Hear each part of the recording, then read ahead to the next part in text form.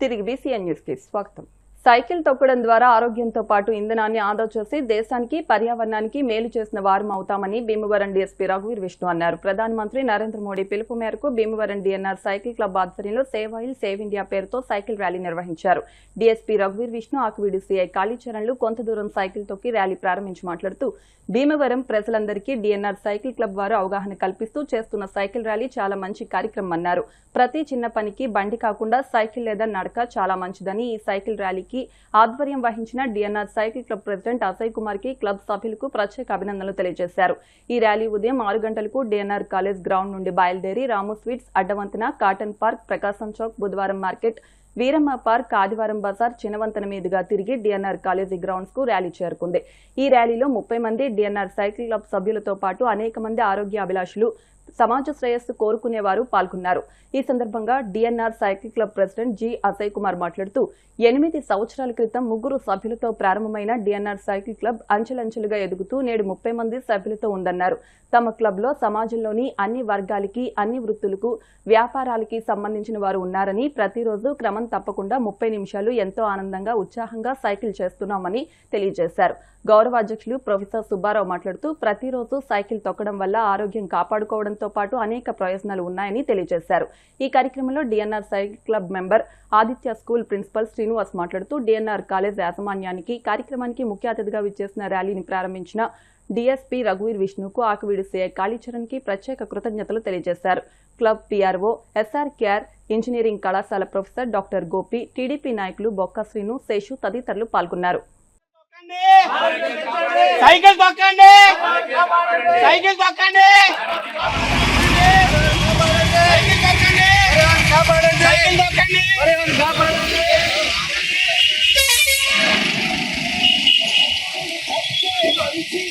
వాడు సైకిల్ తొక్కుతున్నాడు sir.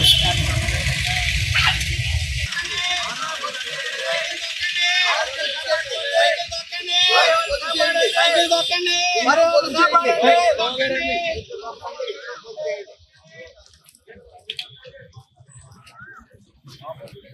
Cycle తొక్కండి.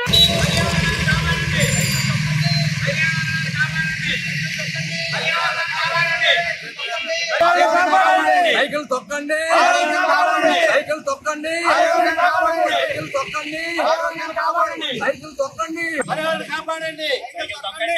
సైకిల్ తొక్కండి, ఇంధనాన్ని ఆదా చేయండి. ఓకే, సైకిల్ తొక్కండి, సైకిల్ తొక్కండి.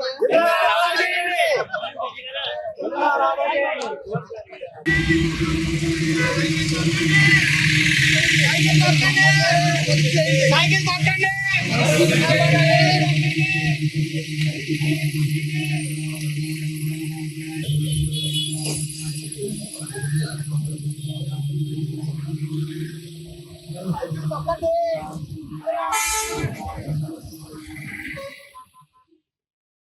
తొక్కండి, ఆరోగ్యం కాపాడుకోండి అనే నినాదంతో DNR కాలేజ్ లో గత 8 సంవత్సరాలుగా ఇక్కడ సైక్లింగ్ చేస్తున్నారండి. దాన్ని ప్రజల్లోకి తీసుకెళ్లాలి, PM గారు ఇచ్చిన పిలుపు మేరకు అందరిలో అవగాహన కల్పించాలి అనే ఉద్దేశంతో ఈ రోజు ఇక్కడ ఈ ర్యాలీ స్టార్ట్ చేశారు. సో దాదాపుగా మీరు చూస్తున్నారంతా ఒక 50 మెంబర్స్ దాకా ఉన్నారు ఇక్కడ. వీళ్ళు టౌన్ లోకి వచ్చి అందరినీ కూడా ఈ సైక్లింగ్ ఇప్పుడు టౌన్ లో చేస్తారు కాసేపు. సో దానివల్ల చూసిన ప్రతి ఒక్కరు పొద్దున్న లేచి అంతా కూడా సైక్లింగ్ చేయాలనే భావన అందరిలో కల్పించి, ప్రజల్లో అవగాహన కల్పించి కొంచెం హెల్దీ భీమవరాన్ని తయారు చేయాలనే ఉద్దేశంతో ఈ కార్యక్రమం చేపట్టారు.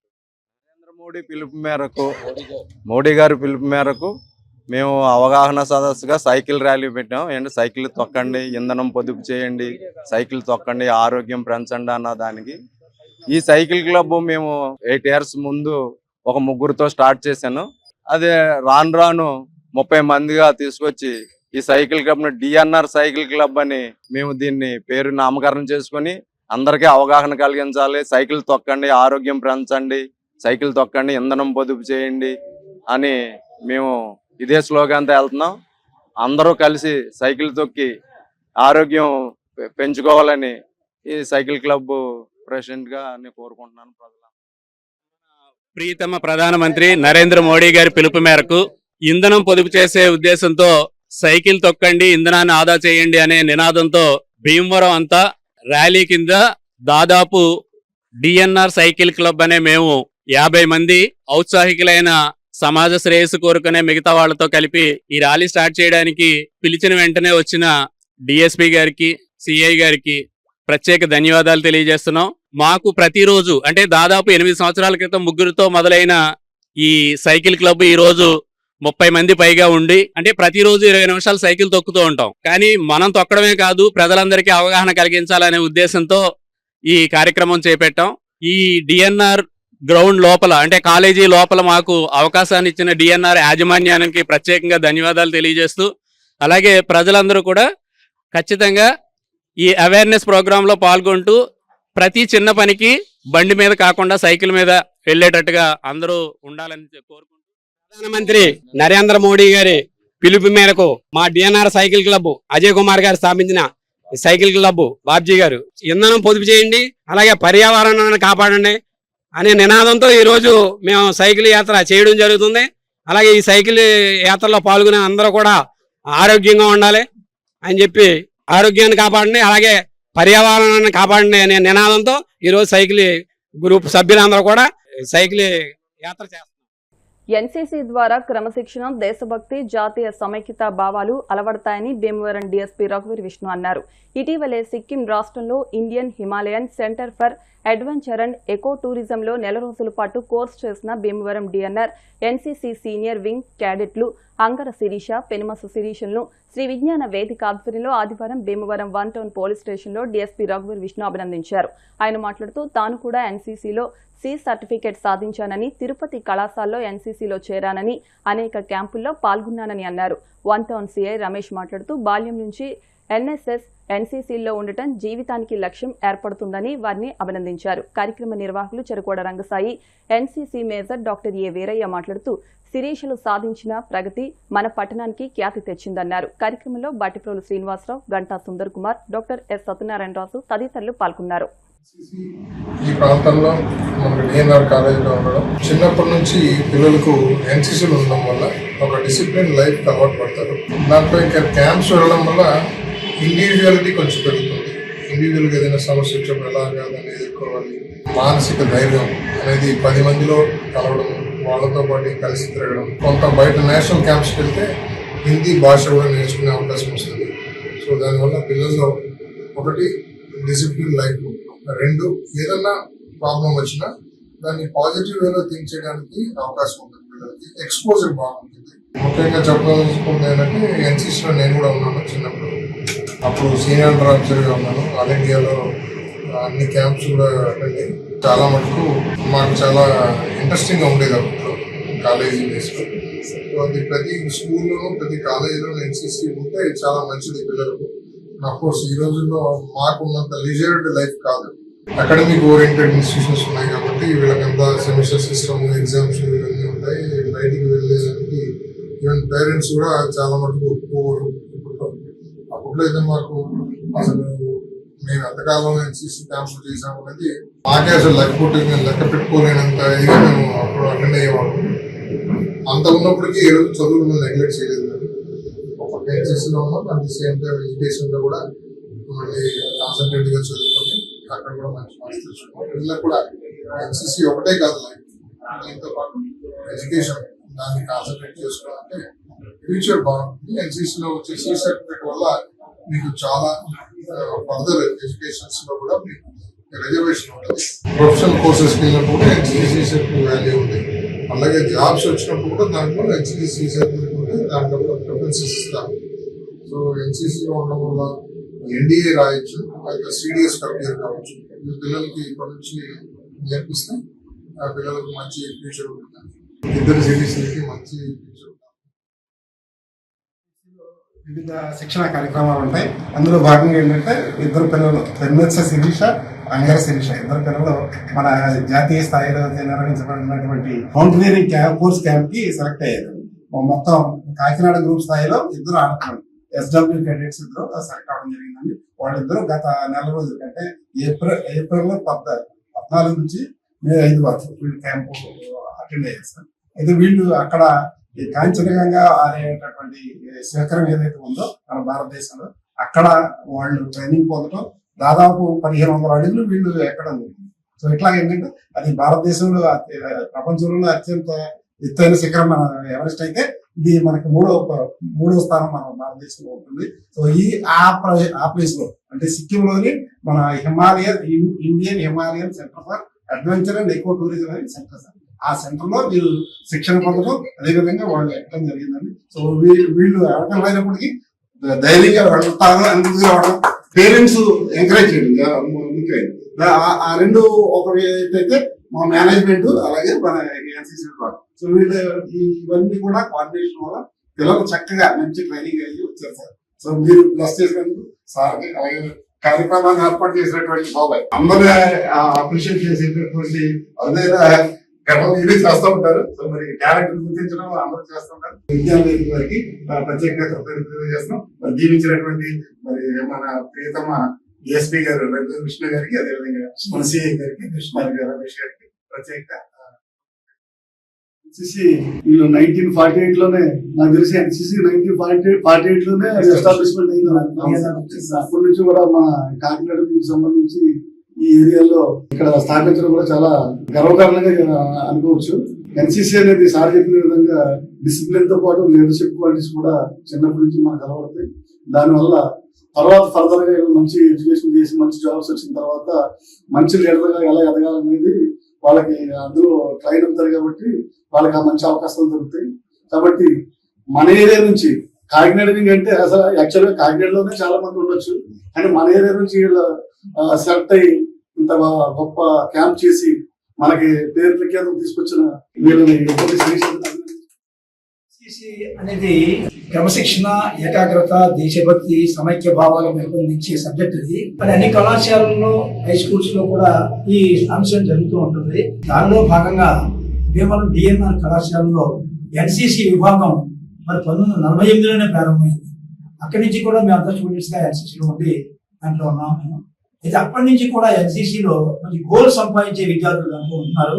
మరి ప్రస్తుతం డాక్టర్ వీరయ్య గారు, మేజర్ వీరయ్య గారు డిఎన్ఆర్ ఎన్సీసీ మేజర్, వారి సారథ్యంలో ఇద్దరు కూడా పేర్లు ఉండే శిరీష ఇద్దరు కలిసి ఆల్ ఇండియా ట్రైనింగ్ క్యాంప్ లో వెళ్ళడం జరిగింది. ఈ ట్రైనింగ్ సెక్షన్ నెల నుంచి ఉన్నారు. నెల ఇద్దరు నేను వచ్చి ఏలూరులో ట్రైనింగ్ పొందారు. ఎనీహౌ మన భీమవరానికి ఖ్యాతి ఇచ్చినటువంటి శిరీషకి డిఎస్పీ రఘువీర విష్ణు అండ్ రమేష్ ఏ గారు సమక్షంలో, ఈ పెద్దల సమక్షంలో పెద్దలందరికీ నా హృదయపూర్వక నమస్కారం తెలుపుకుంటున్నాను. నేను చేసిన క్యాంపు నాకు ఎంతో కష్టము తెలిపింది, సుఖము తెలిపింది. ఎలా ఉంటారో ఆ ఆపర్చునిటీ ఇచ్చినందుకు ఫస్ట్ వేరే సార్కి ఎంతో కృతజ్ఞతలు తెలుపుకుంటున్నాం సార్. అసలు మేము ఫార్మర్ సార్, మా ఇంట్లో అటువంటి ప్లేస్కి పంపడం గట్రా చాలా అంటే బయటికి పంపారు సార్. మా ఇంట్లో అసలు సార్ కొంచెం మాట్లాడి ఎంకరేజ్ చేసి మమ్మల్ని పంపినందుకు చాలా వెళ్తామని కూడా అనుకోలేదు సార్. నోట్ 10కి మేము అనుకున్నాము, సెలక్షన్స్ పెట్టినప్పుడు చాలా కాంపిటీషన్ ఉంటుంది అనుకున్నాము. అందులో మేము సెలెక్ట్ అయ్యి అంత దూరం వెళ్ళి మేము నేర్చుకుని రావడం అనేది మాకు చాలా సంతోషం. భీమవరం నియోజకవర్గం తెలుగుదేశం పార్టీ 8వ క్లస్టర్ నాయకుల సమావేశం క్లస్టర్ కన్వీనర్ పొత్తూరి బాపిరాజు స్వగృహంలో నిర్వహించారు.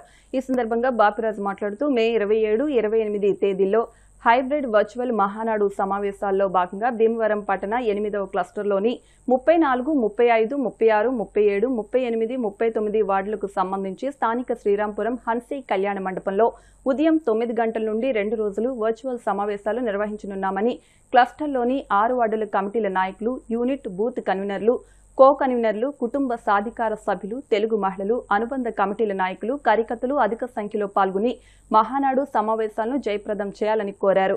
భీమవరం పట్టణ అధ్యక్ష ప్రధాన కార్యదర్శులు మద్దుల రాము, చెల్లబోయిన గోవింద్ మాట్లాడుతూ తెలుగుదేశం పార్టీ అధిష్టానం పిలుపు మేరకు నియోజకవర్గ ఇన్ఛార్జ్ మాజీ ఎంపీ తోట సీతారాం లక్ష్మి ఆదేశాల మేరకు భీమవరం పట్టణంలోని 6 క్లస్టర్ల సమావేశాలు 6 ఫంక్షన్ హాల్స్ నందు నిర్వహించడం జరుగుతుందని, అందులో భాగంగా బల్సిముడి 7వ క్లస్టర్ కు సంబంధించి ప్రణమ్స్ ఫంక్షన్ హాల్, 8వ క్లస్టర్ హన్సీ ఫంక్షన్ హాల్లో నిర్వహిస్తున్నామని, ఈ మహానాడు సమావేశాల్లో టీడీపీ కుటుంబ సభ్యులు పాల్గొని జయప్రదం చేసేలా జన సమీకరణకు వార్డు కమిటీల నాయకులు బాధ్యతలు తీసుకుని విజయవంతం చేయాలన్నారు.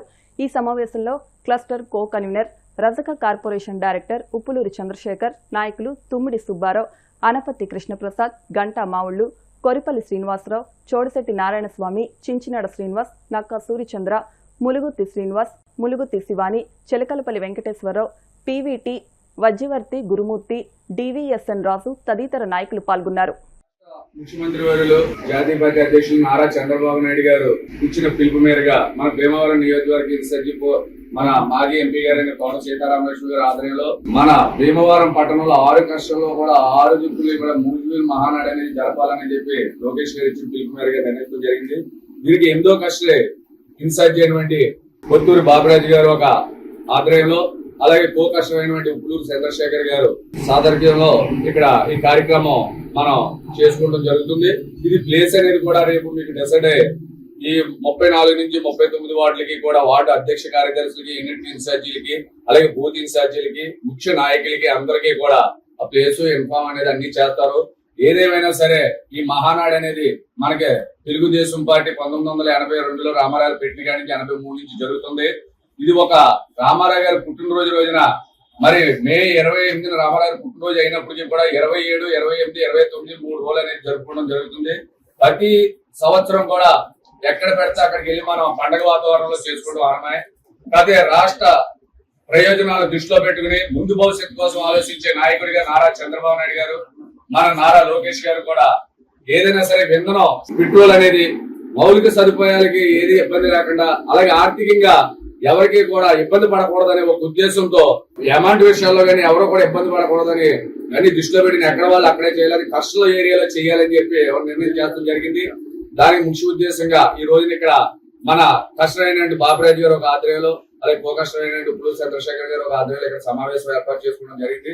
దానికి పట్టణ కార్యదర్శిగా సలభన్ గోవింద్ గారు కానీ ఇక్కడ వార్డు అధ్యక్ష కార్యదర్శులు మన అందరూ ఏంటంటే కుటుంబ సభ్యులు కూర్చున్న ముఖ్య ఉద్దేశం ఏంటంటే ఏదైనా 8వ కష్టంలో జరిగి ముజిబ్ మహానాడు అనేది భారీ ఎత్తున సక్సెస్ అయ్యి ప్రతి కార్యకర్తని నాయకులను అందరినీ కూర్చోబెట్టుకునే విధంగా మనం అక్కడ ఈ పండగ వాతావరణం చేసుకుని మరి ఏదైతే కార్యక్రమాలు ఉన్నాయో అన్ని ముందుకు తీసుకెళ్లాలని చెప్పి మన కుటుంబ సభ్యులందరికీ కూడా ప్రభుత్వం రొయ్యలకు గిట్టుబాటు ధర కల్పించాలంటూ ఆక్వా రైతులు ఉండి జాతీయ రహదారిపై నిరసన చేపట్టారు. రొయ్యలకు గిట్టుబాటు ధర లేకపోవడంతో జాతీయ రహదారిపై ఉచితంగా రొయ్యలు పంపిణీ చేశారు. ఈ సందర్భంగా ఉండి రొయ్యల రైతు సంఘం నాయకులు ఆక్వా రైతులు మాట్లాడుతూ ప్రాసెసింగ్ ప్లాంట్ల సిండికేట్ ను ప్రభుత్వం అరికట్టాలని, హ్యాచరీలు నాణ్యమైన సీడ్ ఇవ్వాలని, ప్రభుత్వమే ప్రాసెసింగ్ ప్లాంట్లు ఏర్పాటు చేసి రైతులను ఆదుకోవాలన్నారు. ప్రభుత్వం ఇచ్చిన హామీ మేరకు కరెంటు సబ్సిడీ ₹50 అమలు చేయాలన్నారు. సిండికేట్లు రొయ్య కేజీకి ₹50 తగ్గించి రైతులను దోచేస్తున్నారన్నారు. 10 రోజులకు ఒకే రేటు అమలు చేయాలని, ప్రభుత్వమే కోల్డ్ స్టోరేజ్లు ఏర్పాటు చేసి సిండికేట్లను అరికట్టాలన్నారు. లేని పక్షంలో ప్రభుత్వం స్పందించకపోతే క్రాప్ హాలిడే ప్రకటిస్తామన్నారు. ఈ కార్యక్రమంలో జిల్లా ఆక్వా రైతులు పోసపాటి వెంకట్రాజు, మరివాడ వెంకట్రావు, రుద్రరాజు యువరాజు, తులసి రాంబాబు, పేరుచల సూర్యనారాయణరాజు, వినాయక్, ఎడవల్లి వెంకటేశ్వరరావు ఆక్వా రైతులు అధిక సంఖ్యలో పాల్గొన్నారు.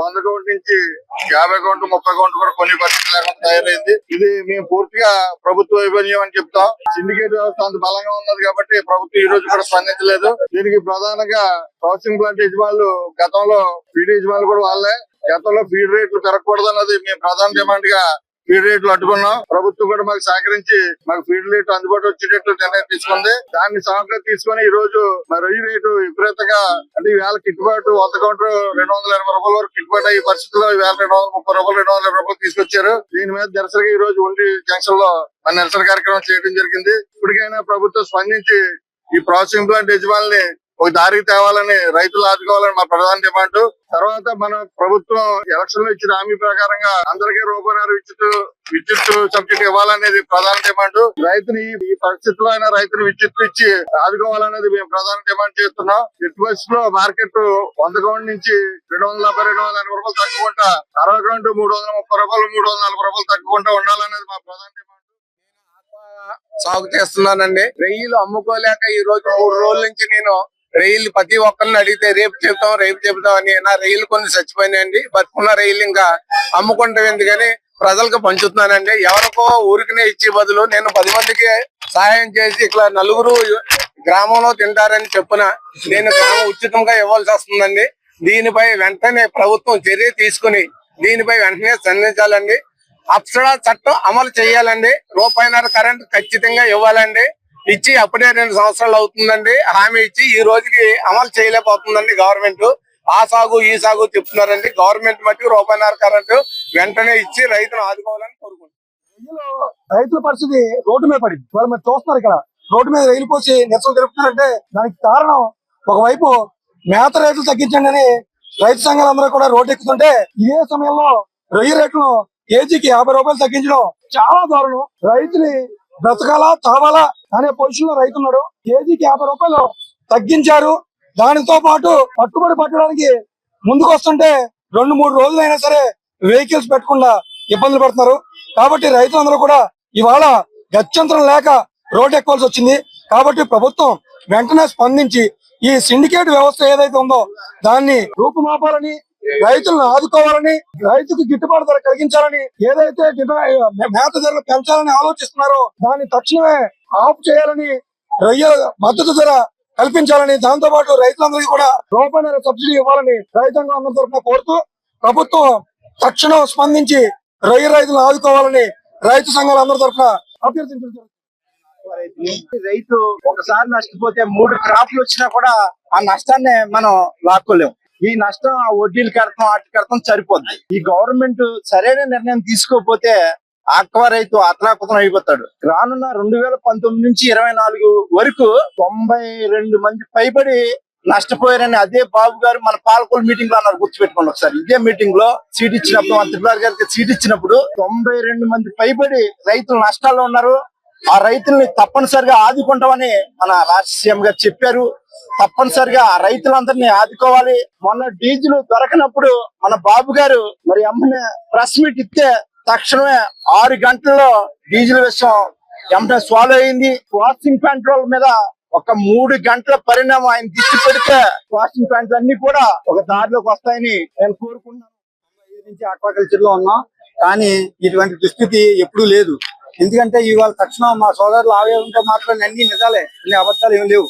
కానీ తక్షణం ఈ క్షణమే ప్రభుత్వం స్పందించవలసిన విషయం ఏంటంటే 100 కౌంట్ మేము కొనం, 50 కౌంట్ మేము కొనం, 32 కౌంట్ కొంటాం, 30 కొనం అనేది ఇవాళ సిండికేట్ వ్యవస్థ ఆ దిశలో వెళ్తుందంటే 30 కౌంట్ ఉందే మన పూర్తి చేస్తారని దిశలో వెళ్తుంది. కానీ సిండికేట్ మీద ప్రభుత్వం ఉక్కుపాదం మోపి ఈ తక్షణమే ఏ కౌంట్ ఉన్నా సరే వారికి అమ్ముకోలేని పరిస్థితిలో రైతు అమ్ముకుంటాడు. దాన్ని స్టోరేజ్ పెట్టుకుని రైతుకు స్టోరేజ్ పెట్టుకునే అవకాశం, సిండికేట్ వ్యవస్థను బద్దలు కొట్టి రైతుకి స్టోరేజ్ పెట్టుకునే అవకాశం, మాకు స్టోరేజ్ అవకాశం ఇవ్వాలని. ప్రతి స్టోరేజ్ ప్లాంట్ కూడా ప్రభుత్వం సబ్సిడీలతో కట్టుకునేదే వాళ్ళు ఇవాళ మమ్మల్ని దాచుకుని వాళ్ళు తర్వాత 2 నెలల తర్వాత ఇదే 400కి 500కి అమ్ముకునే పరిస్థితి. మేము అడిగేది ఏంటంటే రొయ్య పచ్చిసరు కాదు, గవర్నమెంట్ కనుక మాకు సపోర్ట్ చేస్తే అదే మేము స్టోరేజ్ లో పెట్టుకోగలిగితే సంవత్సరం అయినా సరే స్టోరేజ్ లో దాచుకోగల మెటీరియల్ అది. అదే ధాన్యం అనుకుంటే 6 నెలలు ఉంటుంది, తర్వాత చేపడుతుంది. ఇది సంవత్సరం ఉన్నా ఏం అవ్వదు. కాకపోతే ప్రభుత్వం మాకు స్పందించి స్టోరేజ్ సౌకర్యం మాకు కలిగితే మేము సిండికేట్ వ్యవస్థను బద్దలు కొడతాం, వచ్చిన రూపాయి మేము తీసుకుంటాం. దానివల్ల ప్రభుత్వానికి వేలాది రూపాయలు, కోట్లాది రూపాయలు మార్గం కల్పిస్తాం. ఆ దిశగా ప్రభుత్వం ఈ క్షణమే నిర్ణయం తీసుకుని వాళ్ళకి 100 కౌంట్ కొంటే లాస్ వస్తుంది అనుకుంటే మేము వాళ్ళు బలవంతంగా కొనమని మేము అడగం, ప్రార్థించాం. మా 100 కౌంట్ మేము స్టోరేజ్ లో పెట్టుకునే అవకాశం మాకు ఇప్పించాలి. ఈ రోజే ప్రభుత్వం వెంటనే ఉక్కుపాదం మోపి ఏ కౌంట్ అయినా సరే రైతు మీరు థియేటర్లు కొనలేని పక్షంలో రైతు స్టోరేజ్ సౌకర్యం కల్పించాలని మాకు ప్రభుత్వాన్ని మేము నిర్ణయించుకుంటున్నాం. ఇప్పటికే రైతులు యాచించే స్థాయికి వెళ్ళిపోయాం. అంతకంతా దిగజారిపోతే మేము చేసే పరిస్థితి ఏమి లేదు. ఫీడ్ మిల్లులు, సీడ్ మిల్లులు, స్టోరేజ్లు అన్ని పడుకుంటాయి. మేము చెలో అమరావతి దిశగా. నర్సాపురం మండలం కంసాలు బేతపుల్లో వేంచేసి ఉన్న శ్రీ గోగులమ్మ వెంకమ్మ అమ్మవార్ల నూతన ఆలయ పునర్నిర్మాణ యంత్ర విగ్రహ శిఖర ప్రతిష్ఠ మహోత్సవాలు అత్యంత వైభవంగా జరిగిన సందర్భంగా గ్రామ శాంతిని కోరుతూ ఆలయ ప్రాంగణంలో ఆదివారం అన్న సమారాధన నిర్వహించారు. ఈ సందర్భంగా భక్తజన సందోహంతో అమ్మవారిని దర్శించుకుని అన్న ప్రసాదాలు స్వీకరించారు. ఆలయ పునర్నిర్మాణ కమిటీ నాయకులు రేవూరి గోగురాజు మాట్లాడుతూ 400 సంవత్సరాల చరిత్ర కలిగిన శ్రీ గోగులమ్మ వెంకమ్మ అమ్మవార్లు ఎంతో సత్యమైన మహిమగల తల్లిగా ఆరాధించబడుతున్నారు. పడుతున్నారని, స్థానికులు భక్తులు అందించిన విరాళాలు లక్షలాది రూపాయలతో యజ్ఞయాగ కార్యక్రమాలతో ఆలయ పునర్నిర్మాణ కమిటీ ఆధ్వర్యంలో కార్యక్రమాలు జరిగాయని, ఈ సందర్భంలో గ్రామ శాంతిని కోరుతూ 7,000 మందికి అమ్మవారి ఆలయ ప్రాంగణంలో అన్న సమరాధన నిర్వహించామన్నారు. సహకరించిన భక్తులకు ధన్యవాదాలు తెలిపారు. ఈ కార్యక్రమంలో ఆలయ కమిటీ నాయకులు, భక్తులు, దాతలు పెద్ద ఎత్తున పాల్గొని అమ్మవారిని దర్శించుకుని అన్న సమారాధనలో అన్న ప్రసాదాలు స్వీకరించారు.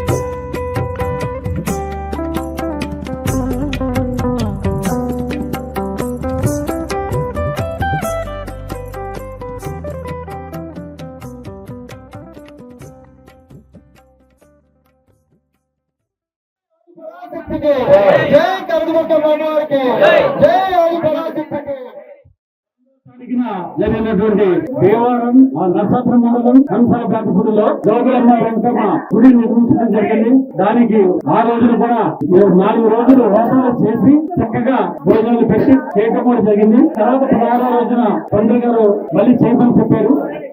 దాని నిమిత్తం ఊరి నిమిత్తం గ్రామ శాంతి కోసం ఈ రోజు అన్నదానం ఏర్పాటు చేయడం కూడా జరుగుతుంది.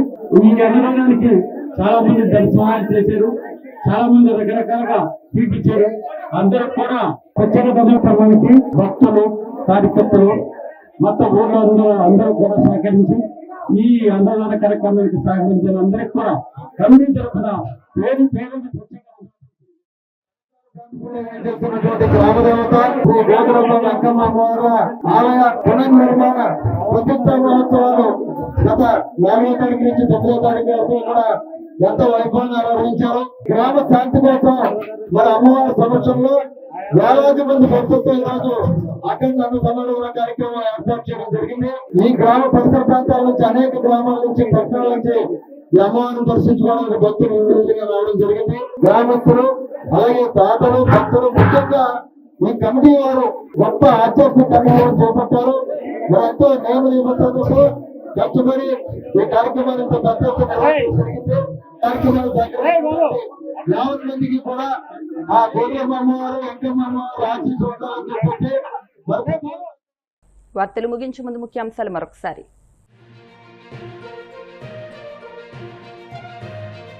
మదురై రోజ్గార్ మేళాలో 88 మందికి ఉద్యోగ నియామక పత్రాలు అందజేసిన కేంద్ర మంత్రి శ్రీనివాస్ వర్మ. దేశవ్యాప్తంగా 51,000 మందికి పైగా యువతకు నియామక పత్రాలు అందించిన ప్రధాని మోదీ.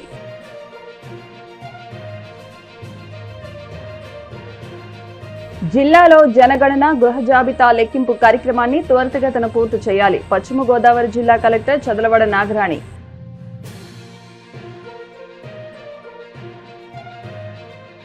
ఘనంగా ఉమ్మడి పశ్చిమ గోదావరి జిల్లా జనసేన పార్టీ అధ్యక్షులు కొటికలపూడి గోవిందరావు జన్మదినోత్సవ వేడుకలు. పార్టీ శ్రేణులు, అభిమానుల ఆధ్వర్యంలో విస్తృతంగా సేవా కార్యక్రమాలు.